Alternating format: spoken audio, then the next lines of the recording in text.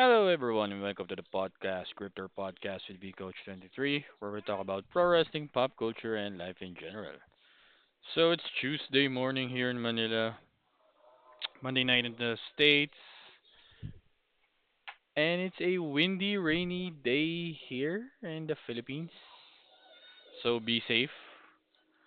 Still bad weather, rainy season, and you know what, being cold. But yeah, as a famous cartoon character said, the cold doesn't bother me anyway. I love cold. I love the cold season for some reason. Yeah. So, hope everyone is fine. And couple of wrestling news, but we will go about that later. So Monday Night Raw happened earlier, emanated from Nashville, Tennessee, with 13,000 fans strong in attendance. So they were live, and the show Monday Night Raw was highlighted by the main event of Logan Paul and Rey Mysterio for a qualifying match at Elimination Chamber and a couple of matches, but we'll do it in reverse for Raw opinion. So we'll go ahead and go with the main event. So the main event was again, like I said, Logan Paul versus Rey Mysterio qualifying match for the Elimination Chamber match at and Toronto in a couple of weeks, and great chemistry between the two. Uh, I know, I believe this is the third or fourth, no, third time that they fought each other, including the tag team match they had at WrestleMania 38, I believe a Crown Jewel United States Championship match in 2023 for a one-on-one watch, and this one. So Logan Paul has the number of Rey Mysterio. He lost all. But that's the thing. The chemistry between these two are great, if you ask me. Rey Mysterio is a bumping babyface, meaning that even if there's a heel, he bumps for the heel or the bad guy, and Logan Paul does the same. He bumped for Rey Mysterio. Great match, like I said, great chemistry between the two. In the end, Logan Paul won with his lucky titanium plated right hand, and I believe high risk, or not really high risk, but they modified DDT, which Pat McAfee blatantly called as the pulverizer. So Logan Paul now has a genuine finisher. So yeah, but yeah, Logan Paul won to qualify for the men's elimination chamber match. So it's John Cena, CM Punk, Drew McIntyre, and Logan Paul already qualified. Couple of two more qualifying matches. One will be on this Friday on SmackDown between Damian Priest, Braun Strowman, and Jacob Fatu, and next Monday between Seth Rollins and Finn Balor.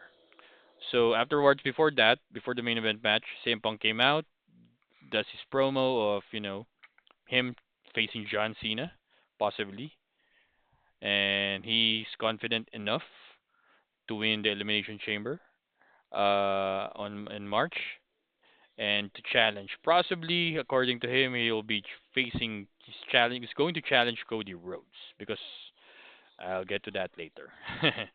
Then little bit after that, Logan Paul came out.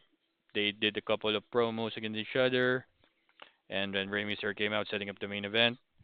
Then for that, it was a tag team championship match between the tag world tag team champions War Raiders against the American made of the Creed brothers, Brutus and Julius Creed. Uh, Great chemistry between the two. Hard hitting match. In the end, War Raiders won via disqualification when Julius, I believe, hit one of the War Raiders with a championship title, signaling the disqualification. So I don't mind for hard hitting matches between these two. Um, Hopefully, the tag team scene in Raw will still grow in the near future because in SmackDown they're kind of stacked. Hopefully, it does the same for Monday Night Raw. Then before that, it was a promo from the returning phenomenal one, AJ Styles.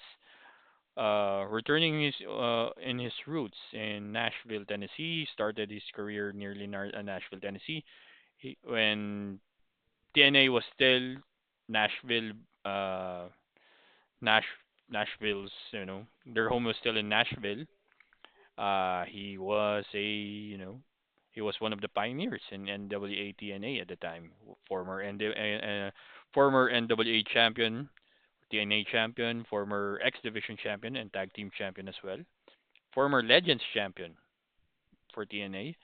So signaling that AJ Styles is a future Hall of Famer, not just WWE or TNA, but all of wrestling, is a understatement. But yeah, so he came out saying that he's there to compete, still to do everything that he can to perform. But out came Dirty Dominic Mysterio and Carlito, you know, cutting a promo, saying he's washed up. They tried to attack them, but AJ Styles was able to embarrass both. And yeah, setting up for a one-on-one match next week on Monday Night Raw between the phenomenal AJ Styles and Dirty Dominic Mysterio and Finn Balor. Also, after that, there's a backstage segment of Finn Balor chastising Liv Morgan or Raquel Rodriguez about their loss that I will mention later, and Dominic Mysterio saying that they need to add more members in the Judgment Day since they're one man down, which is JD McDonough. I'll tell my opinion about later. Maybe I can tell you my opinion now.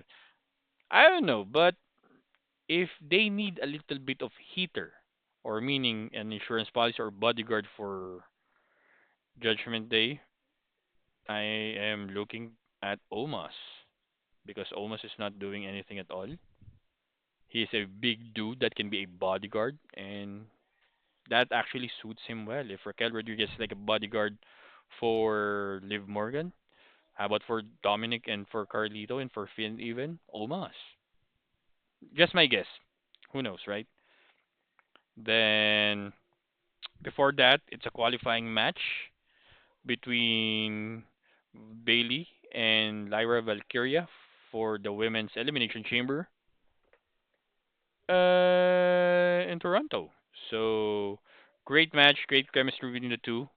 Despite some criticism of why Lyra Valkyria hasn't defended the Intercontinental Championship yet, but great chemistry between Bailey. I believe Bailey is really the most underrated member of the Four Horsewomen, but she can have a great chemistry between anyone, with everyone at all. And it will be a big week for Bailey as well because this Friday at the celebrity basketball game for NBA All Stars, she will be a celebrity basketball. And Saturday or Sunday here in Manila, it will be Bailey versus um Roxanne Perez and no, sorry, Julia for the NXT Women's Championship at Vengeance Day. So it's a big week for the girl. But yeah, afterwards, Bailey won, qualifying for the women's elimination chamber match. So it's um, Liv Morgan, Bianca Belair, Alexa Bliss, and Bailey are now qualified for the women's elimination chamber. And before that, yeah, they're highlighting the women. It was a tag team match between Damage Control, team of Io Sky, and the returning Dakota Kai from concussion injury against Liv Morgan and Raquel Rodriguez of Judgment Day.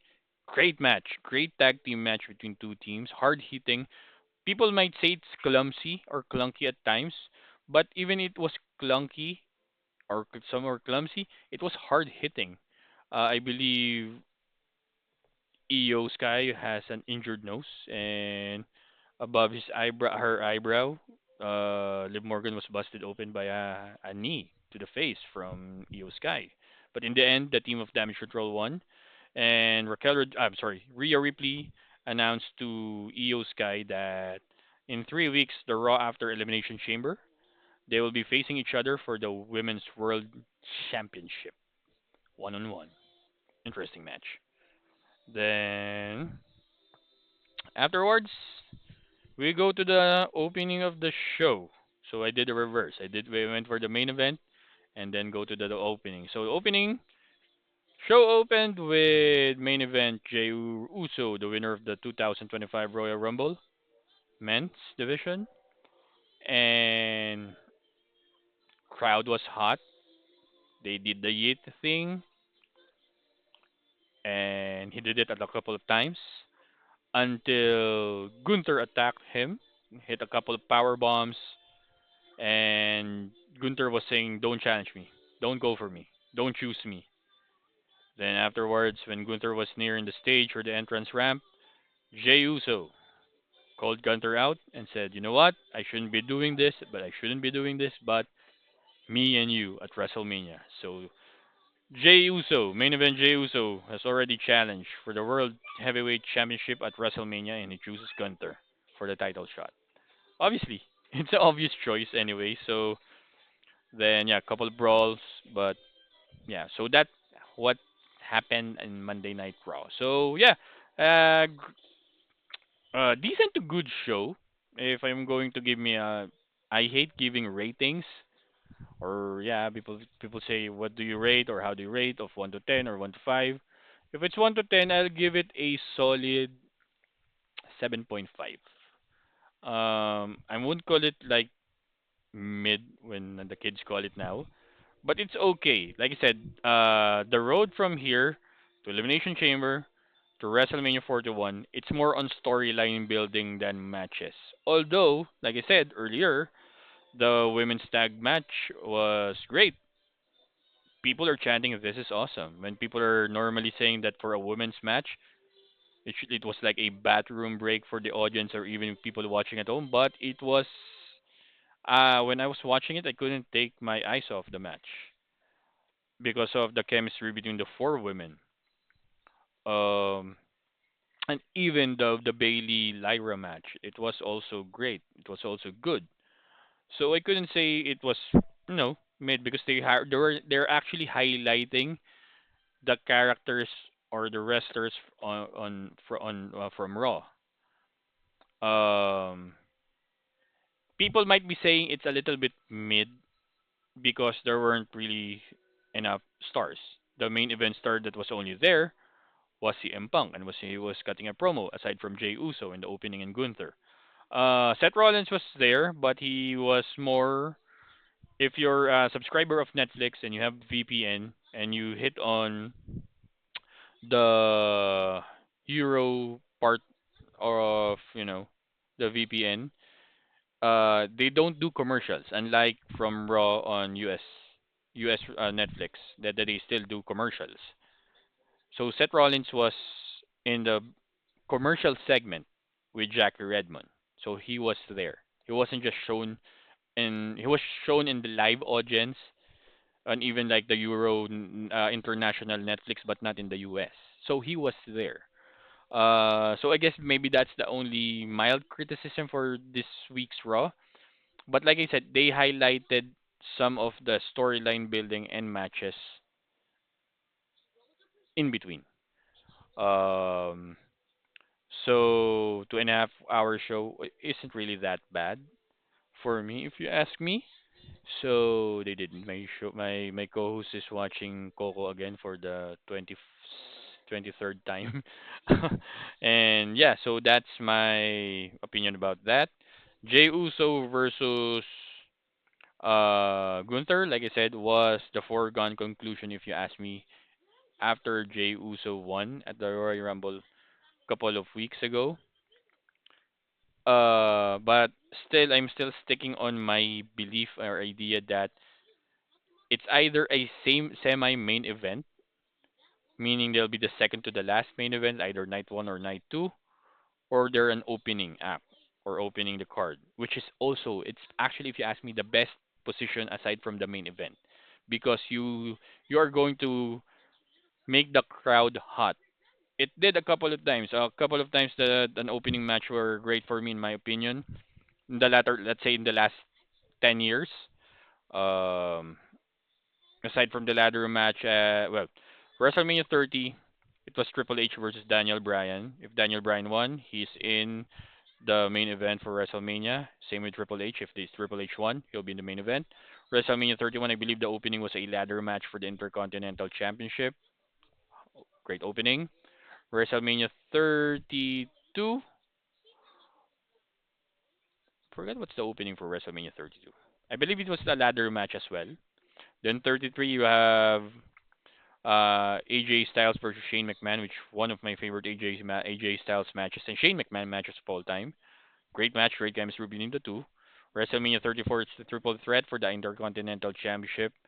Finn Balor, The Miz, and Seth Rollins. WrestleMania 35 was the opening was Seth Rollins versus Brock Lesnar for the Universal Championship.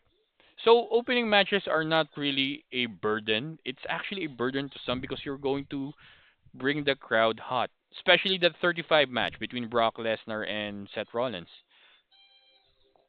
They opened the show. Seth Rollins won the Royal Rumble at the time. Same with Becky Lynch. Becky Lynch was able to main event WrestleMania between her, Charlotte, and Ronda Rousey, but Seth Rollins and Brock Lesnar opened the show. It was a 5 hour show, bell to bell. Not even the pre-show. Imagine the pre-show was like 3 hours before the main show, and main show was like 5 hours and 20 minutes or something. So that's how long WrestleMania was before it became two nights. Um, so I don't mind Jey Uso opening with Gunther. It's a prime spot for them to do so. They can they can set the level of excitement for WrestleMania if you ask me. Call Jey Uso whatever, call him a mid card wrestler. I don't think so. That's why he's a good for me. He's a solid singles wrestler now, and it's his time to do that. And like I said, business wise, if you ask me, WWE have brain trust. They have like they brainstorm about okay, who is selling, who is who is in with the crowd, and Jey Uso is one of the prime candidates for that, along with guys like Cody, with CM Punk, with AJ Styles, with Seth Rollins, with Cena and Roman Reigns. I mean, if you want to bring new stars or to give new stars, I know people are saying Jey Uso has been in the bloodline. Yeah, now it's his first solo act. Give him a chance. Give the dude a chance. Worst comes to worst, he'll have a 4 to 5 month reign as the world heavyweight champion if he wins at WrestleMania. But remember, first time that Roman Reigns had a world title shot, he didn't win, and that was way back in WrestleMania 31.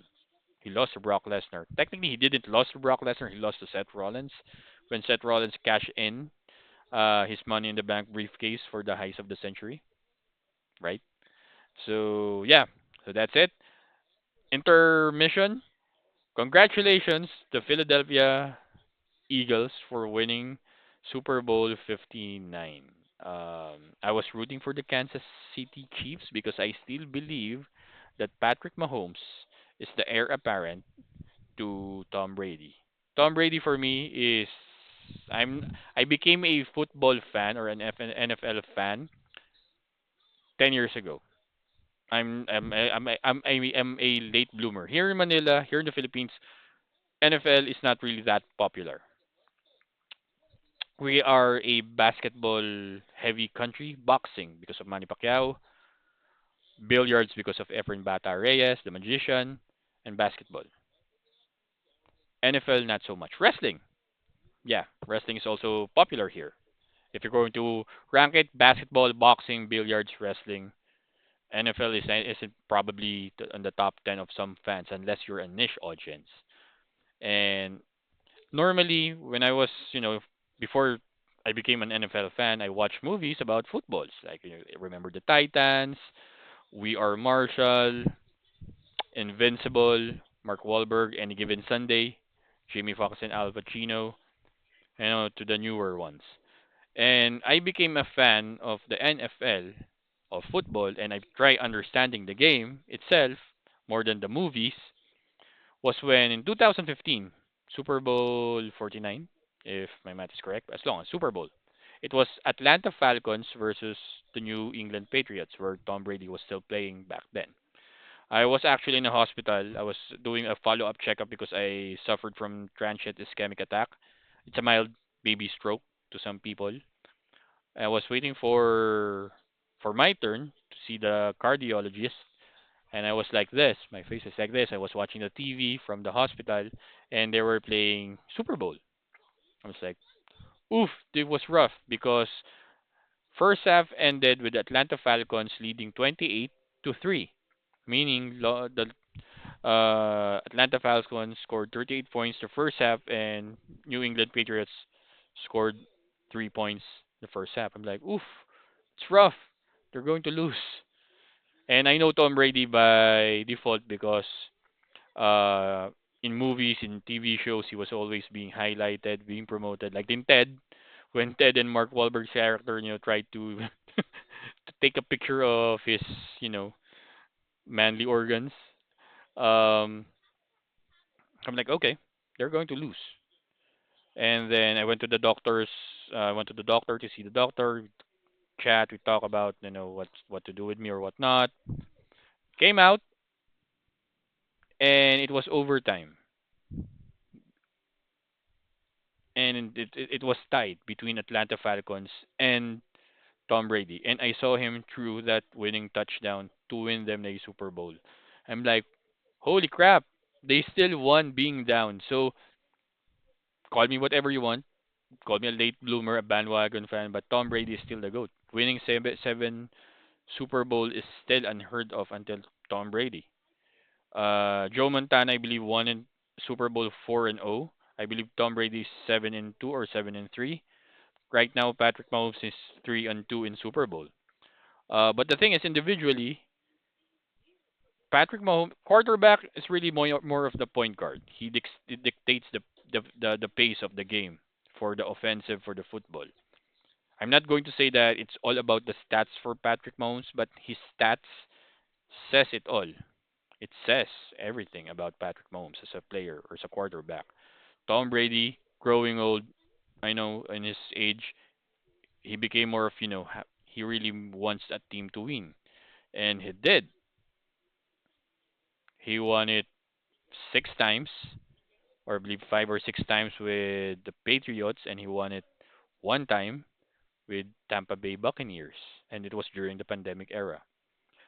So, yeah, I still firm believe that if Tom Brady is the Michael Jordan of the NFL, we can say that Patrick Mahomes is still like a Kobe Bryant or LeBron James.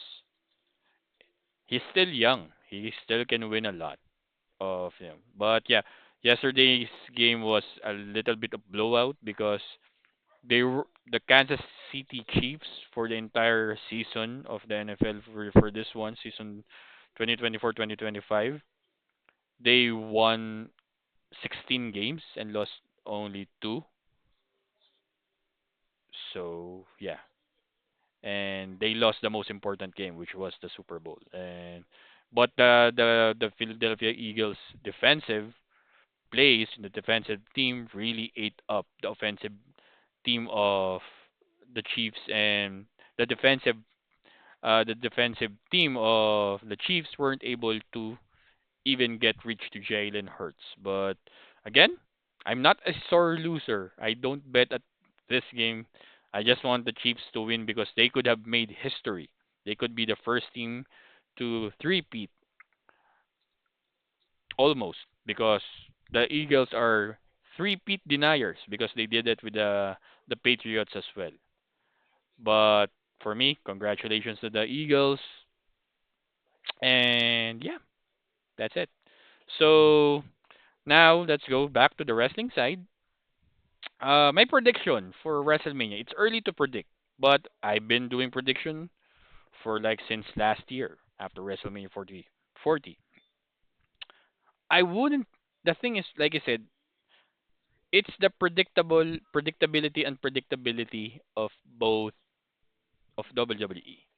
People are saying, especially Triple H, said that normally WrestleMania is already written or in the books, especially the main event spot by September, October of the year before WrestleMania. But things could change. Elimination Chamber. And people say it's foregone conclusion that Cena, being heavily promoted in the promos for Elimination Chamber in Toronto, I believe it's in the Sky Dome, Rogers Center now, I believe that's what it's called. that it's Cody versus Cena at WrestleMania 41. I wouldn't say no to that because it could be a great passing of the torch between Cena to Cody, or if not, Cena wins his 17th championship. Wouldn't say no to that, but if I'm going to be a writer or part of the creative team or the head booker, if I'm Paul Levesque, here's what I'm going to do with my WrestleMania card. It can split it into like the two shows, excluding like the solid like possible matches, the Gunther J match and possibly Charlotte and Tiffany Stratton. What I'm going to do is break it out to in pieces. I I could go with Cody versus Cena maybe in the summer around SummerSlam. I could have Cody and CM Punk main event WrestleMania. I could have John Cena because if you ask me if I'm going to write this kayfabe wise, meaning storyline wise, John Cena is obviously a part-time wrestler so far because he's still doing movies while trying to do wrestling, and now it's his retirement year. It means like if you're playing a video game because mostly people are playing video games now. Most fans are playing video games. Like, oh, if I'm rated 99 for ratings for like a let's say a wrestler, I could beat an 85 easily. So let's say that John Cena being a part time or being a legend could be like in the 95, 98 rankings because I used to play PlayStation 2, PSP, and I know how ratings work. I had Undertaker rated at 99, and I have faced John Cena. I believe ratings was 78 in SmackDown. Here comes the pain, and I tried hitting Undertaker 4 AAs, and he still beat me with a choke slam. So I know how those ratings in video games work. So if you're going to do that in real life, Cena isn't ready to get that championship yet, that 17th championship yet, just by competing in the Royal Rumble and the Elimination Chamber. That's two matches. I know he said it's like 36 between 30 to 35 to 40 dates. Have him compete more to get that championship. A SummerSlam coronation isn't bad at all. But I wouldn't say no to a Cody CM Punk championship match. I wouldn't say no to a Roman Reigns versus Seth Rollins grudge match at WrestleMania. Those two deserve that.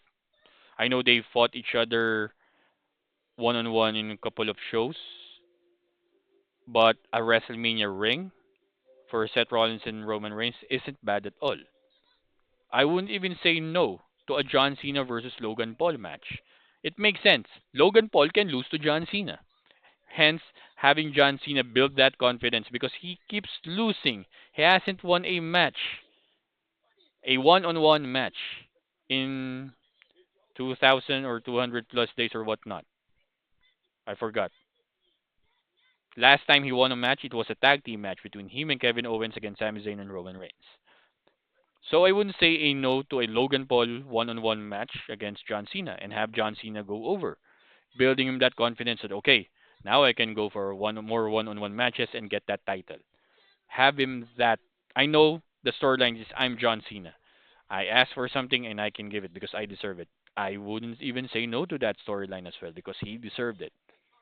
I wouldn't say even no for an AJ Styles versus Braun Breaker match, especially that stare down earlier. I wouldn't say no to those matches. Like I said, this is the beauty of the predictability storyline wise of WWE because we wouldn't really know what will happen. They can go a U-turn. Most people are saying CM Punk will win the Royal Rumble this year. Afterwards, when he got eliminated, people are saying it was John Cena until Jey Uso won. We don't know. For us, it's more on fantasy booking. It's more on wishing this would happen or not.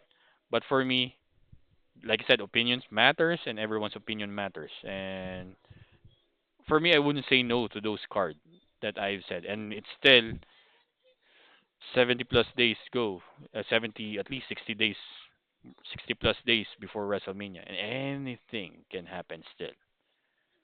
So yeah, that's my take and prediction on that. Maybe me and my friends from the Wrestling Geeks show podcast or podcast show, we might discuss this in a few episodes in collaboration again, and we might talk more about it. But so far, let's enjoy the ride, if you ask me.